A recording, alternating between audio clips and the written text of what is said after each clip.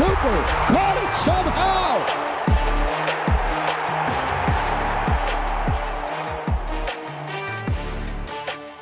The Cowboys OT is brought to you by Geico.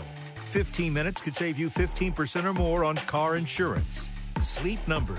The Sleep Number 360 smart bed helps everyone from parents to pros improve their performance through quality sleep. Only at a Sleep Number store. And by NFL Game Pass. You'll never miss a game again. Enjoy full access to coaches' film and game replays from Week 1 to the Super Bowl. Subscribe at DallasCowboys.com/Game Pass. In about as dramatic fashion as could be imagined, the Dallas Cowboys come out on top and get their first win of the Mike McCarthy era, 40-39 over the Atlanta Falcons in the home opener of the 2020 season. Welcome in to Cowboys OT. I'm Kyle Yeomans, as I'm joined by a trio of former Dallas Cowboys, Barry Church, Nate Newton, Isaiah Stanback, as we break down what was a huge comeback from the Dallas Cowboys. They trailed 20-0 at the end of the first quarter. They roar their way back behind the strength of 570 total yards of offense. Dak Prescott with 450 yards through the air. CeeDee Lamb with his first 100-yard game of his career. Amari Cooper followed that up with a triple-digit day as well. But Barry Church, this is a game that will not be soon forgotten for Dallas Cowboys fans. I mean, it won't be forgotten, soon at all. I mean, this was one of the best games I think I've ever seen at a Cowboys stadium here. I mean, where do we start, fellas? I mean, offensively, there was already the built-in excuses. I mean, no La'el Collins, no Tyron Smith. I mean, we got a patchwork offensive line right here.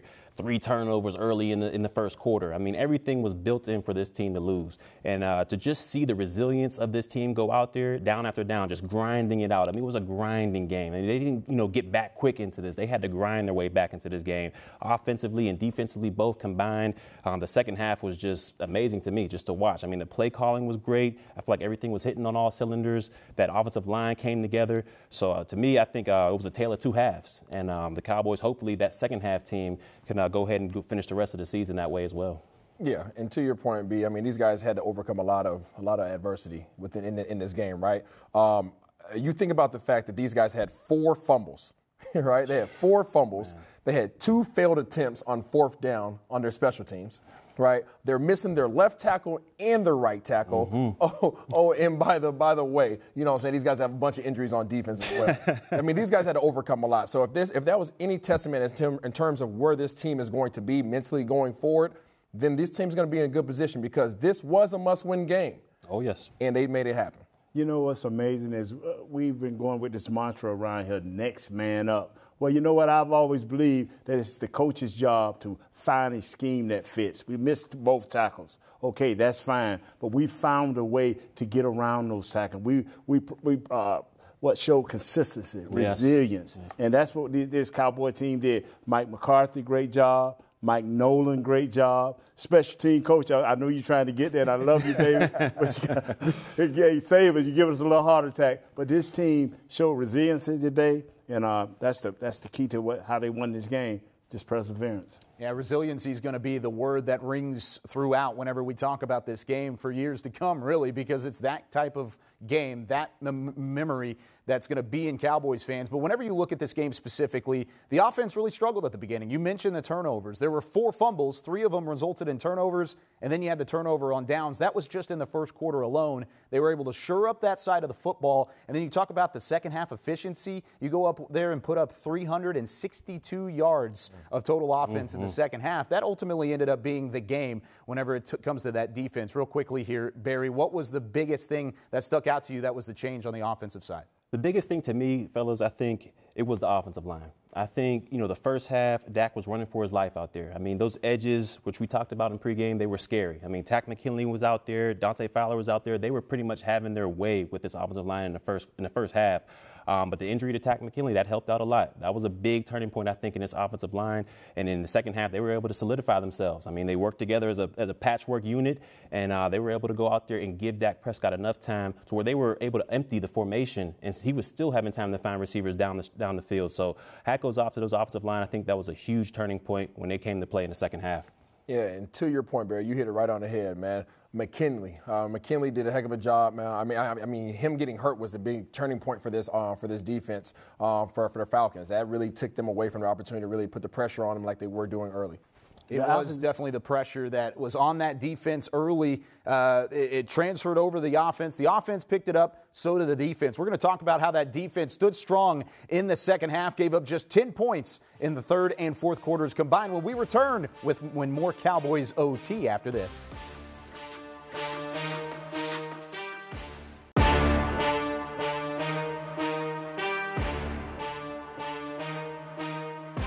This Dallas Cowboys defense was challenged with one of the top NFL offenses opposite of them in the Atlanta Falcons, a team that put up over 500 yards of total offense in Week 1 against Seattle. Well, they stood strong in the second half after a rocky first half, 29 points, including 20 in the first quarter and the first half in general, and then they held them to just 10 in the second half as we continue on here on Cowboys OT.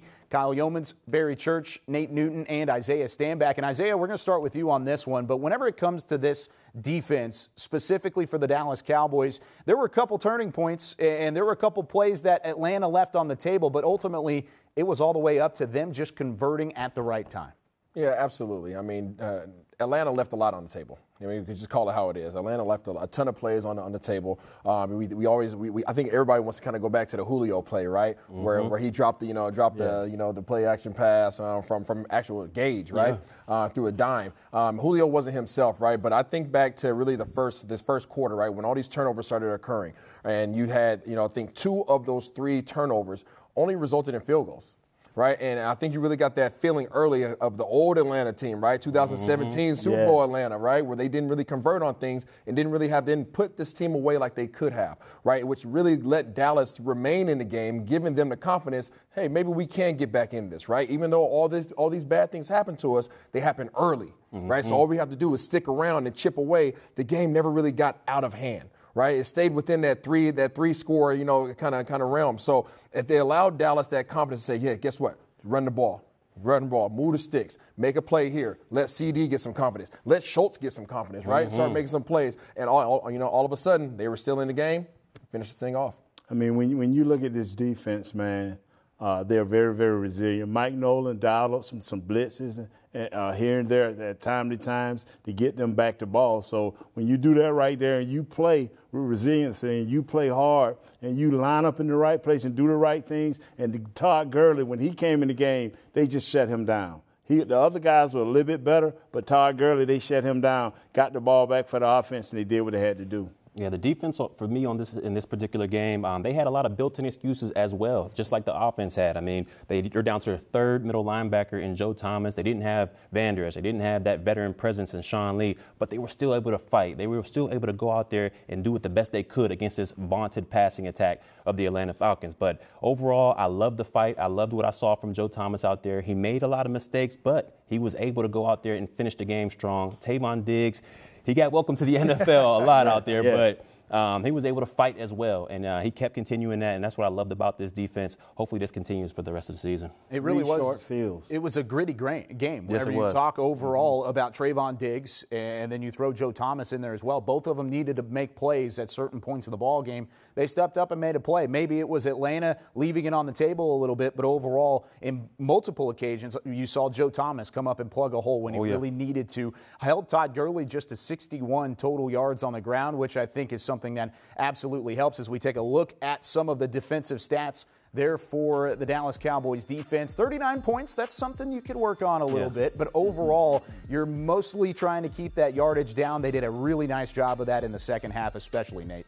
Yes, sir. I mean, like I said, and you said, Church, when you have 3 turnovers in the first quarter and give up 20 points, you can hang your head. But this defense did not hang their head. They started putting together play after play, down after down. As most coaches say, give me this play there. When they went in at halftime, you can bet Coach Nolan saying 1 play at a time, fellas. If we can get them off the field and give Dak and this offense and Zeke a chance to do it, and they done it, man. Yeah, to me, 380 yards, that's a lot. That's a lot of yards to be putting up on this defense. And one stat that stuck out to me was there was only one sack in the game. There was no takeaways. There was no splash plays from this defense. Now, I know they fought their butts off and they got back into this game, but for the rest of this season, we're going to have to see more splash plays from this defense, more takeaways from this defense. They got to help this offense out if they're going to be the team that we expect them to be. Yeah, overall, I think this defensive line played a little bit better than they played last week. I think these guys did. They did kind of, they watched the tape from first week and they said, we can't put that on film again, right? So you had Poe, you had Gallimore in there. You saw some of their confidence building, right? You saw Griffin in there. And then, like you said, you had Joe Thomas. Joe Thomas is listen up. If you guys don't know about him, y'all might want to go watch some film because the boy is coming up and he's hitting people in the mouth. And he's really, really taking on the persona of what this defense really needs right now. Alden Smith was kind of held down a little bit. And I think Joe Thomas really kind of stepped in and filled that void for him. And Jaylon Smith did a good job running around as well. So I think both of those guys coming in and laying hat, that's what this defense needs. They need that energy. They need that tenacity. And they have to continue to bring that going into next week in Seattle. Definitely still things to work on for the Dallas Cowboys defense as they did give up the 39 points, but lots of positives heading into week 3 and what's going to be a tough matchup against Russell Wilson. But they get the win today, 40-39. We'll be back with more when we come back here on Cowboys OT.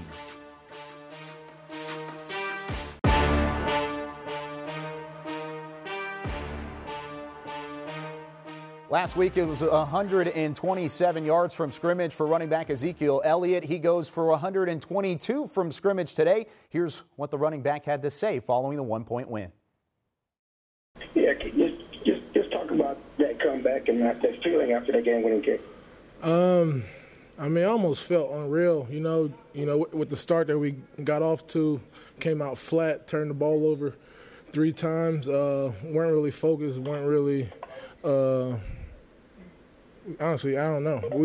We didn't get off to a good start, but for us to persevere and come back from that huge of a deficit with that bad of a start, kind of unbelievable. But we got the right guys in this locker room to do it, and we went out there and got it done. Zeke, can you speak about the performance of Dak Prescott? And this is the largest comeback in Cowboys history, but Dak with 450 yards passing, 4 total touchdowns. Just fearless. No matter what the score is, Dak always has that same mentality that we're going to be able to come back and win that game. He's going to lead us to come back and do that. And just for him to go out there and be as clutch as he was and make the plays he made, him and the receivers, special. After that start in the first quarter, just what was the emotions like on the sidelines after that start? We were just flat. We were flat, didn't have any energy. But I think after that 3rd turnover, we got together and we're like, man, look, they're not stopping us. We're only stopping ourselves. We're giving them the ball. And if we take care of the ball, we're going to have a shot to go win that thing. And, we took care of the ball and we went out there and scored. And defense made the stops that they made and they needed to make. And we ended up getting the dub. Zeke, could you ever imagine winning a game when you guys turned it over 4 times in the first quarter and had 2 failed fake punts and spotted them a 20-0 lead? Could you ever imagine winning a game like that? No, we weren't supposed to win it. We weren't supposed to win that game, but like I said, it's a testament to the type of guys we have in this room and, in this locker room and I'm sorry, lost my train of thought. It's a testament to the type of guys we have in this locker room, and we went out there and got it done. You got to love the faith in the leadership of that locker room from EZEKIEL Elliott. But really, guys, this is a game that really fell on his shoulders to get the comeback started. They stayed with the game plan, continued to pound the rock with Zeke, and Nate, ultimately that's what helped open up the passing game later on. Brandon Knight, Terrence Steele, Zach Martin, Looney, Young Williams.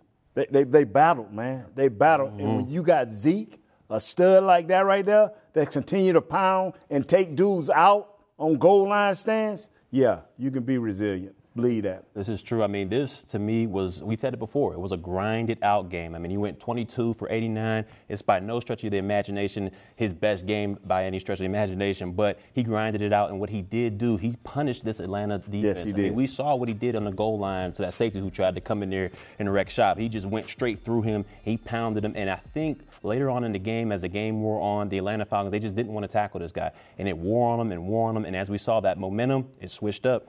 Absolutely. I think Zeke was listening to Let's Get Physical. All right. So yes, Zeke was out there. He was toting that thing right there on the goal line. We saw what he was doing. He had the big boy leading in front of him as well, Big Woods. But the one underrated portion of his game that I think that everybody needs to go back and watch is his pass protection. Right? Okay. He enabled these tackles, right, to really set in there, and he assisted those guys so that Dak had the time he needed to get the ball to Schultz, to get the ball to CD, to get the ball to Cooper, as we saw. If it wasn't for Zeke's blocking on some of those plays, those big plays that they needed to get back in this game would have never happened. Would have never happened, and I think really one of the big turning points in that football game was in the third quarter goal line stand. Atlanta had really Dallas on the ropes whenever it came to needing that touchdown. He came through and bowled through an Atlanta defender and fell into the end zone. As you look at some of the offensive stats there for the Dallas Cowboys in terms of the first downs, third down conversion rates. But even though it says 122 yards on the ground, 440 yards through the air. This is ultimately an offensive game that it needed both sides of the football. It needed the running attack. It needed the passing game to get things done, and they definitely ended up doing so late in that one. When we come back, we'll hear from more post-game reaction from AT&T Stadium. When we return, as Cowboys OT continues.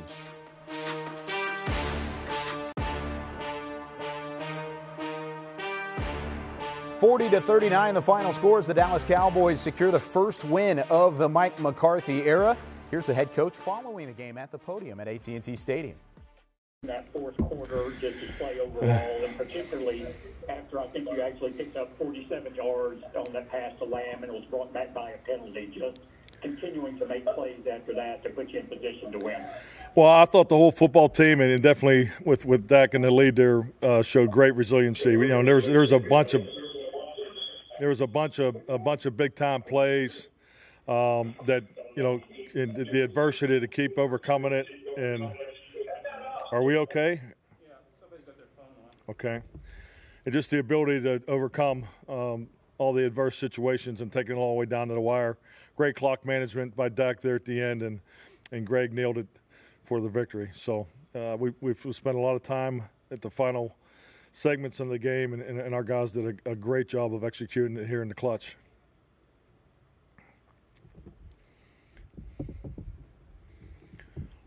Mike, have you ever experienced anything like this? I mean, you've had bigger wins, obviously, but to overcome such a big deficit? Yeah, I had one on the other sideline, but nothing that not like this. We dug ourselves such a big hole there in the first quarter. And you know, I just think the way the guys rallied and just kept going. You know, especially young, and you know, it's a young season. We're early in the process of our football team finding out about each other each and every day. So this is a big chunk of confidence that we'll carry forward. So very proud of the team, very proud of everybody. I can't just say enough about the way our players just kept fighting. Mike, when just about everything is going wrong in the first quarter, what are you telling your team to try and get it back on track the way they did in the second half? Well, you know, just had two messages for them at halftime. We talked about all, you know, really the fundamentals of carrying your work to the game, and just, you know, made some corrections. But and the second point was really just what I talked about. I said this is a great opportunity for us, you know, to be in. We need this opportunity, you know, to move forward and find out about one another. Let's see what everybody has here. It's a new team, it's a new journey, and I'll tell you what, our players delivered big time.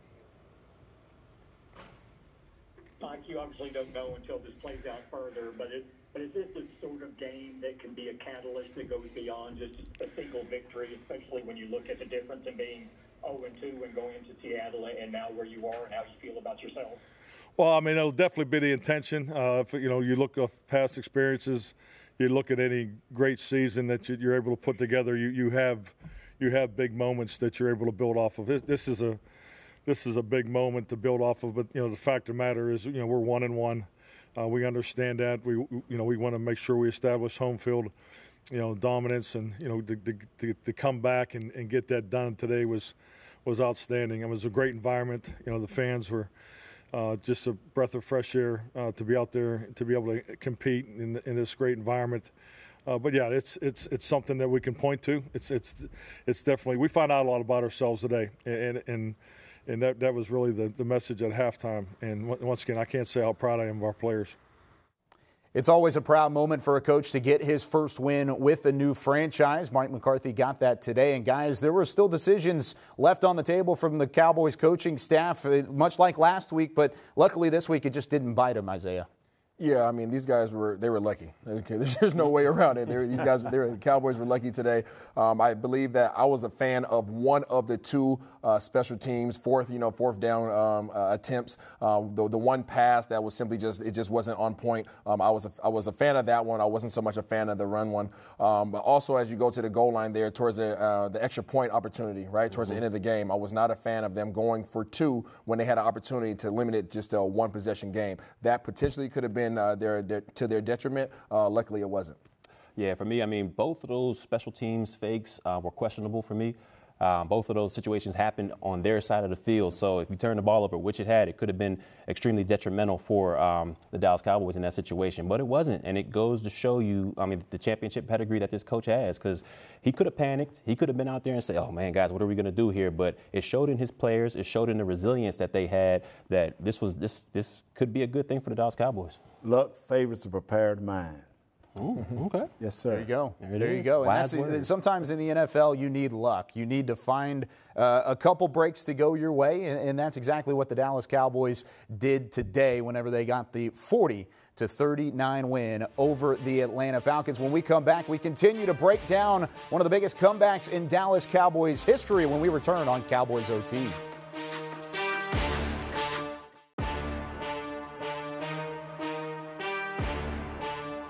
Down by 20 in the first quarter, doesn't matter. The Dallas Cowboys make a massive comeback and take the win right out of the hands, right out of the talons of the Atlanta Falcons as they win it 40-39. It's officially the first 40-burger of the Cowboys season, and CeeDee Lamb with a 100-yard game for the first time in his NFL career. Kyle Yeomans alongside Barry Church, Nate Newton, and Isaiah Stanback. But guys, things really came down and boiled down into that fourth quarter into an onside kick. And really, that was the changing of the game. That was what won the game for the Dallas Cowboys. Isaiah, you've been on special teams. Barry, you as well. But break down what happened on that play and exactly what led to the Cowboys' victory.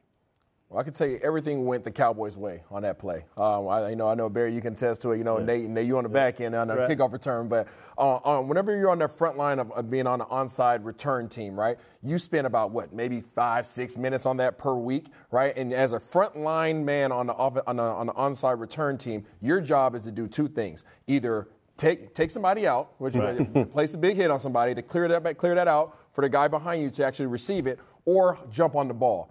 I don't know who number 17 is for the Atlanta Falcons, but he may not be on the team next week because this man did everything but those two assignments, right? He had Julio Jones behind him, and he sat there and just simply watched the ball instead of going out and either hitting somebody or jumping on that grenade. Luckily, the Cowboys got the spin, but that man might not have a job next week. When I look at that right there, that just the fixings on that great meal, man, because we made some blunders when we tried to throw the ball on the fake pass on the fourth the punt, and when we messed that up, I'm like, oh my God, here we go again. But you know what?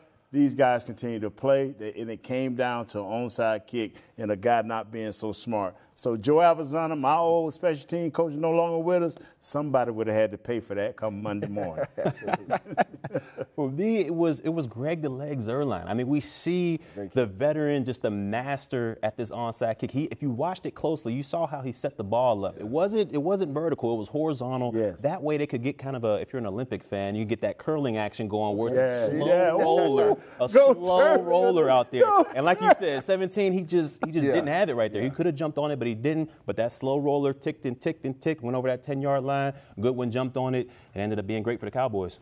Ended up being perfect, and it set up Greg Zuerlein later on for what would have been the winning kick. And it was the winning kick, 42 yards out, and he nails it right through. But special teams could have lost you this game at the same time. And there are a lot of things that you could go back to the drawing board for whenever it comes to John Fossil and the special teams unit. What stuck out to you, though, Nate, that you need to fix heading into Week 3 against Seattle? The players got to understand that this is a coach that's going to take chances.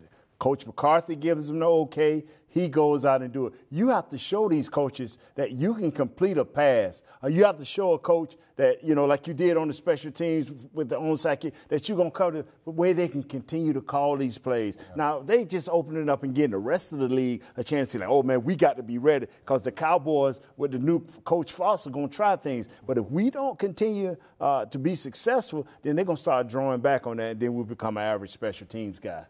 Yeah, I think it just comes down to execution. Yes. Right? I think it comes down to execution. I mean, Fossil, like you said, he's going to call it up. And as a former special teams player, I played a ton of special teams. You want that, right? You want a coach that's going to take those chances. So they just have to execute better. They got to be able to throw that ball. If they're going to run the ball, I wasn't a fan of that, but they got to make it happen. Yes. Got to make it happen on special teams, and the defense made it happen in the second half, allowed that Atlanta high-flying offense to just 10 points. One of the big keys to that was Jaylon Smith. He led the team in tackles. We'll hear from Jaylon Smith on the other side of the break after Cowboys OT returns.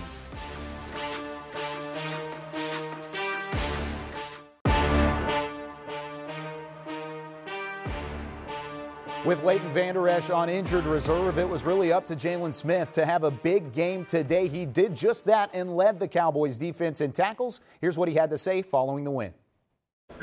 Just your thoughts on this comeback here. I'm sure it looked kind of bleak on those sidelines. What's your thoughts on how it ended?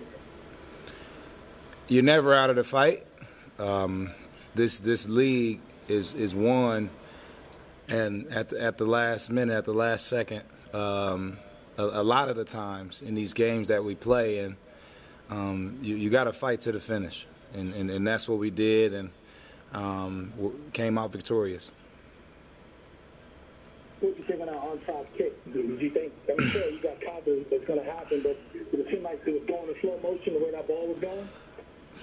Honestly, you may not believe me, but I called it pre-snap because I saw it ran. I saw us run it in practice, and it just looked amazing. So from the jump, understanding the opportunity, I knew that was the kick that was going to occur, and I had 100% faith. So I wish I could have bet on it if that was legal.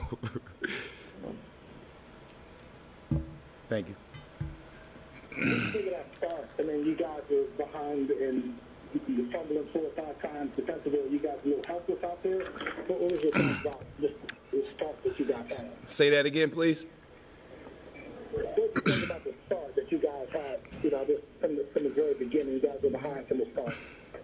Regardless of where our opponent's offense plays and starts to drive, whether they're on the 1-yard line and need 1 yard to score, or whether they backed up on the opposite 20-yard line, we must stop them.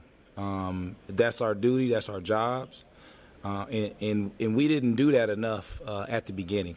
So it's just a matter of coming together. 1 or 2 plays here or there. We got to win our matchups.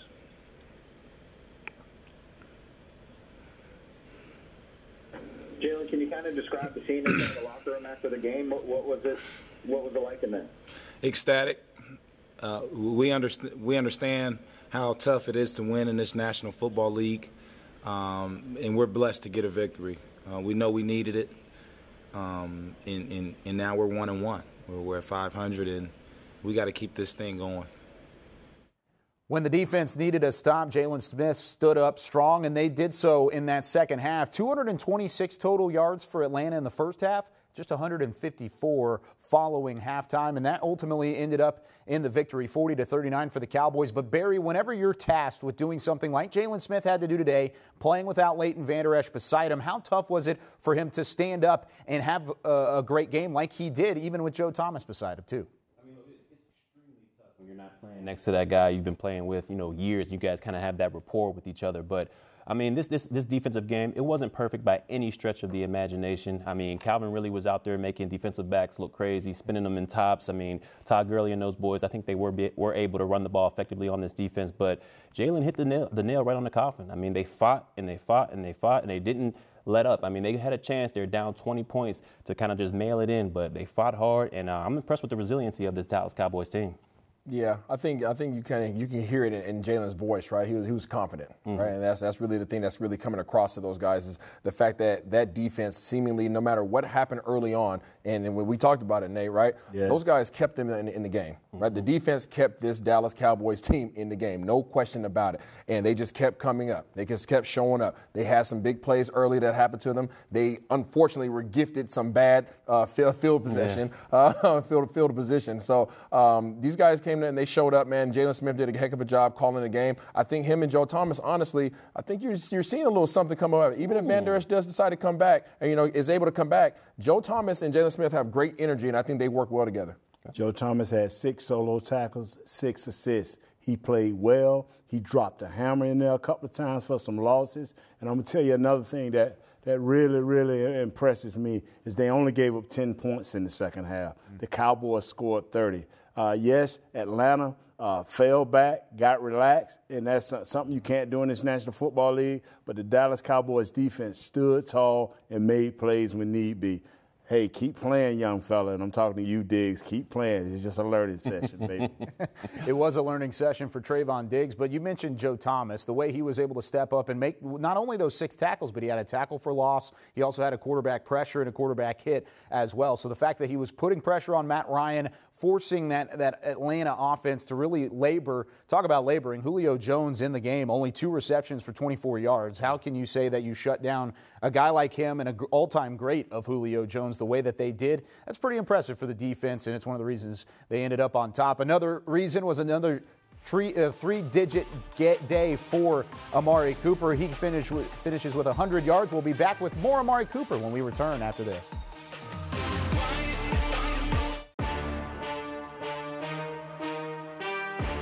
6 receptions, 100 yards for Amari Cooper as he has his first 3-digit game of the 2020 season. We hear from Amari Cooper following the win. Amari, have you ever experienced anything like that before? Say it again? Have you ever experienced anything like that before, that kind of comeback? Yeah, I mean, it happens every once in a while around the league and college football, high school, right? You see those things, and that's what gives you the confidence that you can do it when you are down 20 points in a football game. What do you think of that onside kick? Jaylon said he's seen it a couple of times in practice. What did you think of it when it was going down? I mean, we had to call it onside kick. Obviously, we wanted to win the game. I think it was a great kick, though. And it was a great scheme, if you will, to kick the ball like that, to have it kind of rolling or twisting a little bit at around 7 yards, and kind of playing that mind game with the hands team because they know that we can't touch it if the ball doesn't reach 10 yards, so they're not gonna touch it. And it was just a great kick because it kept spinning until it got to that 10-yard mark. And as soon as it got there, CJ was able to hop on it.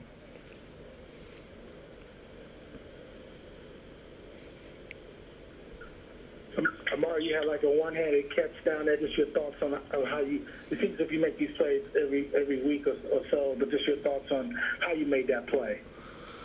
Yeah, I mean, really, it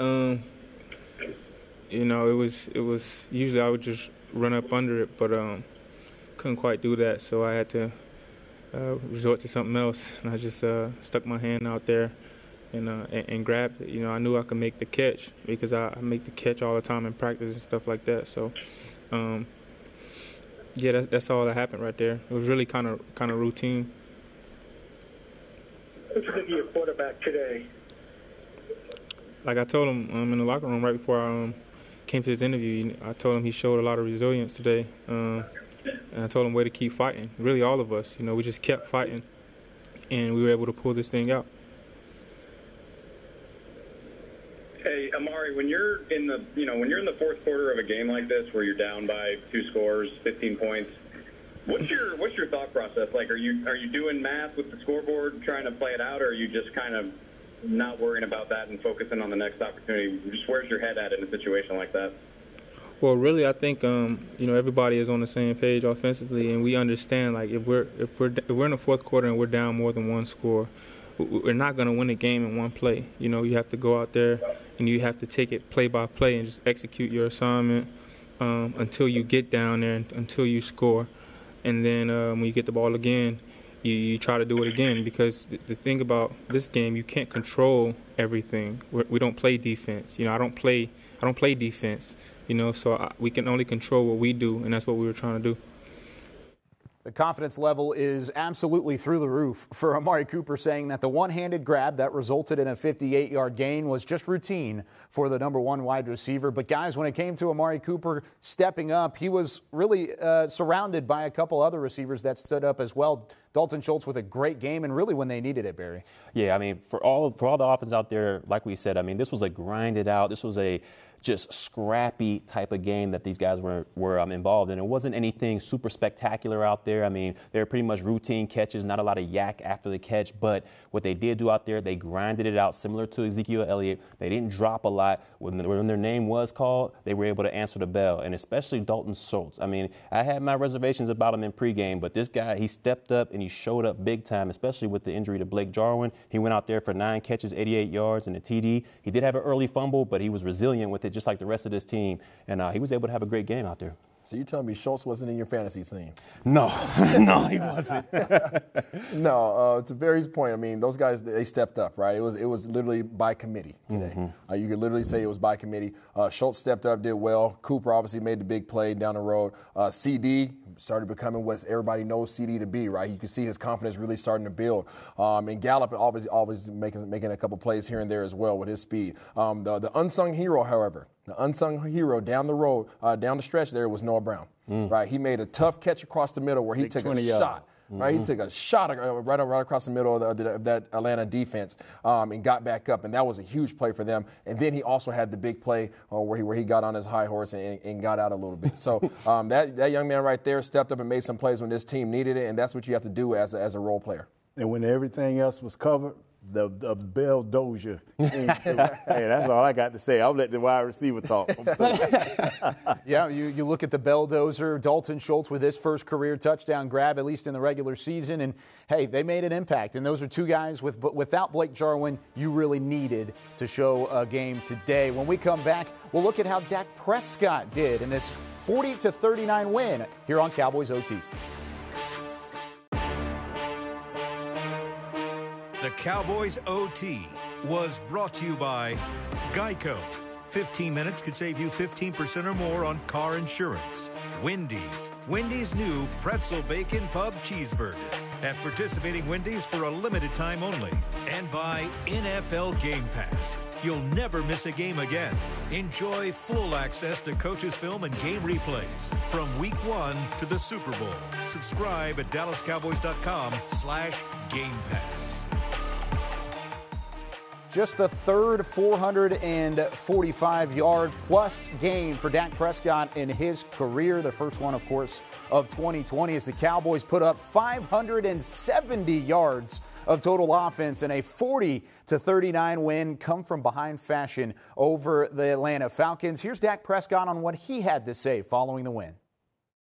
Dak, have you ever been involved in a game quite like that? And can you walk us through in the fourth quarter after you had that big play to land and then lost about 47 yards in field position, just how you and the team responded the rest of the quarter? Yeah, I mean, we showed our resiliency today. And, I mean, first, I want to thank just those 21,000-plus fans that showed up today. As you said, I don't know if I've been in many games like this. The only thing I can think of is the playoff game my rookie year. But to be able to get the win and filling those fans that were there, that stayed the whole game, that didn't give up on us, that was a huge difference. I think the team fed off of that. I know they did late in that 2-minute drive after that onside kick. It was simply just incredible game to be a part of. But I think the team, more than anything, just showed their faith and resiliency in each other and just staying at it. Dak, near the end of the first quarter, quarter, you guys got together and huddled on the sideline, and you guys kind of all had a, I don't know if I want to call it the come to Jesus, but you guys had a pretty spirited talk. Can you share with us what was said and what that meant to the comeback? Yeah, I mean, we just had to lock in. I credit Zeke and I credit Coach Pete right there. I mean, simple as that. It's just getting the group together and saying the worst of the worst has happened. I don't know if it can get any worse than the way we started off, but the future's always better than the past. So just focus in on our job, do our 111, don't do too much more, and don't do any less than that. And it'll all come together as we did with a couple of stops from the defense and great special teams play as well.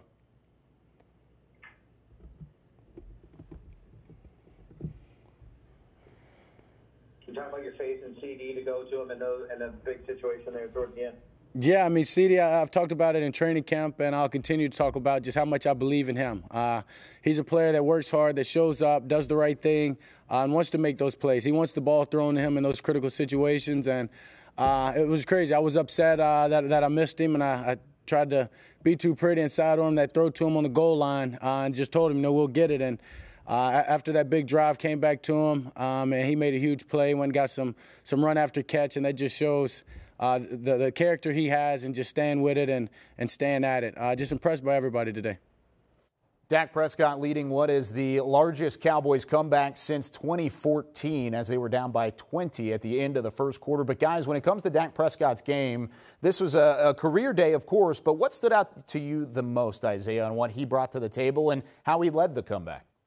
I think, him recovering from that early turnover. I think that early fumble as a quarterback of the team, you never want to start the game off that way, right? Having played quarterback in college, I know how detrimental that can be. So, he bounced back from that, right? And he really checked himself, and he had to start making sound decisions. And from that point on, he didn't lose them the game, right? He kept them in great field position. He kept them in great downs, right, in terms of, short yardage situations. And he just managed the game well. And I think that's what he has to do with all these weapons around him. Just don't lose the game. What impressed me the most is that big 10-gallon hat, man, is that he targeted 9 receivers, and he hit 8 of them for 450 yards. His rating was 109. When Dak does that and don't throw any interceptions, protect the ball, Barry Church, this man is dangerous. He's extremely dangerous. And say it with me, the word of the day, resilience. I mean, this team has a lot of it, especially from this guy, Dak Prescott. It started out ugly. 3 turnovers in the first quarter, 1 fumble by him. They could have mailed it in. They could have let this become a blowout, but they didn't. They let that man, Dak Prescott, lead them back into the game. And there's a reason why he's a franchise quarterback and he's the leader of this Cowboys offense.